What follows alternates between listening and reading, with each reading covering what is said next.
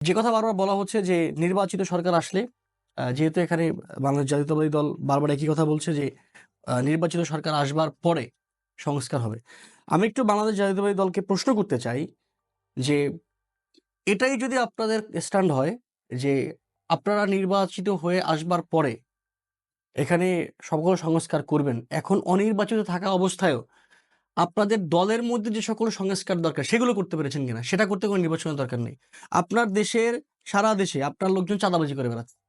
সারা দেশে আপনার লোকজন মারামারি করে বেড়াচ্ছে, জনদুর্ভোগ সৃষ্টি করে বেড়াচ্ছে। আপনারা সেটা করতে পেরেছেন কিনা? প্রশ্ন এসছে বাজার দ্রব্যমূল্যের নিয়ন্ত্রণ নিয়ে। দ্রব্যমূল্যর এই যে দাম বাড়ে, যেই সবজি উত্তরবঙ্গে ৳৫ য় বিক্রি হয়, সেই সবজি কারওয়ান বাজারে এসে ৳৫০ হয়ে যায়। এই যে মাঝখানে মধ্যস্বত্বভোগ এবং আপনি খেয়াল করেন, এই যে মাঝখানে মধ্যস্বত্বভোগ এবং কারওয়ান বাজারে আগে কে চাঁদাবাজি করত, কারওয়ান বাজারে আগে কার নামে চাঁদা উঠতো, এখন কার নামে চাঁদা ওঠে, সেটা বাংলাদেশের মানুষজন জানে। এইটা করতে তো তাদের নির্বাচিত হওয়ার দরকার নেই। এইটা করতে গভর্নমেন্ট ফর্ম করার দরকার নেই। এইটা করতে তারা একটা দল আছে, দলের মধ্যে সংস্কার করাটাই জরুরি। সুতরাং যেই দলটি এখনো নিজেদের মধ্যকার এই সকল সংস্কার যেটা বাংলাদেশের মানুষকে দুর্ভোগের মধ্যে ফেলে দেয়, সেই সংস্কার করতে পারছে না। তারা যখন বারবার বলে যে আমরা আসবার পরে কিংবা নির্বাচিত হবার পরে সংস্কার করব, এই সরকারের সংস্কার করার দরকার নেই, সেটাতে আসলে আমি আশ্বাস রাখতে পারছি না।